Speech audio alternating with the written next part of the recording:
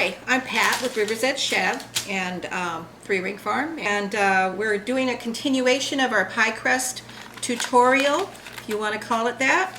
Maybe not. Anyway, we're making a flaky pie crust now. We have 2 cups of flour. It's all-purpose flour, which is 320 grams. Yep, no, it's 310 grams. It's 155 per cup. Anyway, so we have 2 cups of flour that's sifted and weighed at 310 grams. We're going to add that to the food processor. We're going to add our teaspoon of salt. And we have a cup of butter. So this is 2 cups of flour, 1 cup of butter, a teaspoon of salt, and approximately a half a cup of water. I'm just going to whiz this up for a second here to get it mixed. And then I'm going to add half of the butter. And this butter has been grated with a large hole grater, which is a nice way to do it. You can also cube it up by hand, but this kind of works kind of nice. I've been doing this, like doing the pie crust like this, for a while now. Anyway, we're going to process this up until it's kind of like sand, and then we'll add the rest of the butter and just barely process it so we have nice flakes of butter in it. This is a simple pie crust, but it turns out really well every time.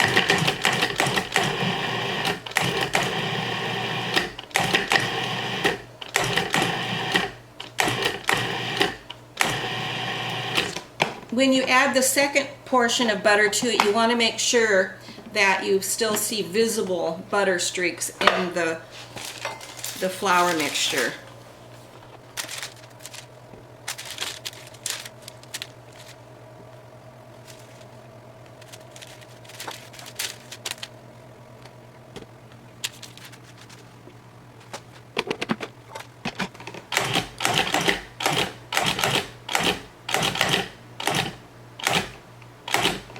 Okay, and now we're going to start adding our water.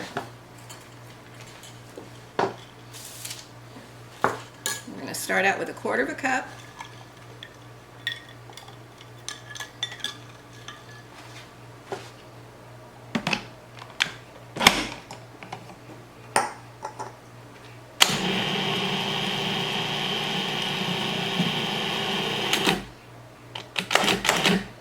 And now the next half cup here, or 1/4 cup, I'm sorry.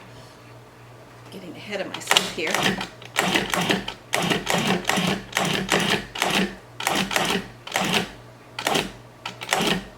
That looks pretty good.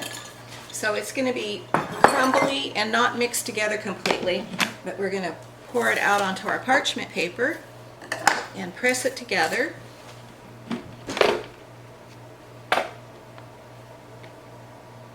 It'll be good.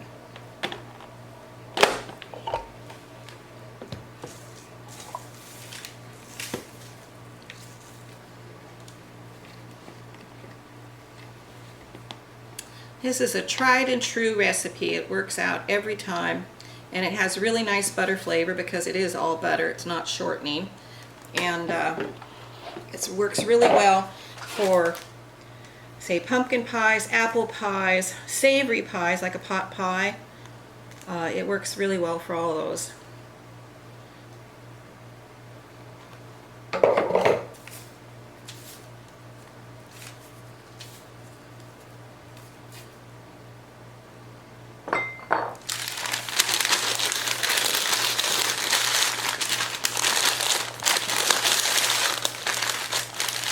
And this is enough for a good sized pan. I think my pie pan that I'm going to be using when I make this up is this size. And I think it's, oh no, let's see. Let's measure it and see.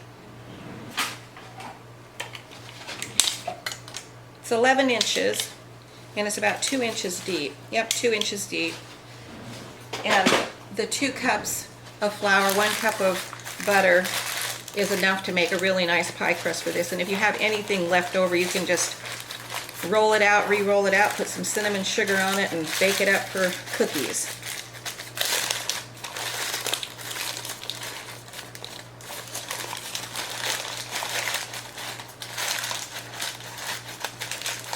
So I'm going to work this into a disc and then put it in some plastic wrap and put it in the refrigerator overnight. And we will go from there. So anyway, pie crusts are all really pretty simple. There's a lot of different variations on everybody's different pie crusts, but through the decades that I've been making pie, this one here has worked out to be the best one that I make. And I've made quite a few pies through the years. Some of them good, some of them not so good. One year, I made a pumpkin pie, and I've always kind of bragged on myself over my pumpkin pies. And I made beautiful, they were absolutely gorgeous pumpkin pies. And my son-in-law dutifully ate a big piece of it. And I went, oh, isn't it wonderful? He goes, yeah, that's great. And I had a slice later on, and it was horrible. I had actually put powdered mustard in it instead of ginger. And let me tell you, powdered mustard does not go well for a pumpkin pie at all. It was horrible.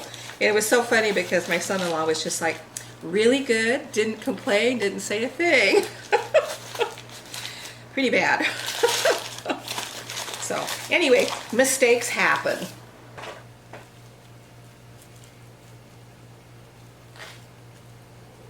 This is kind of similar to a rough puff pastry, the way this pie crust comes out, which is very nice. If you leave the butter flakes in it a little bit bigger than what they are for the pie crust, it really is very similar to a rough puff. Okay, get this wrapped up.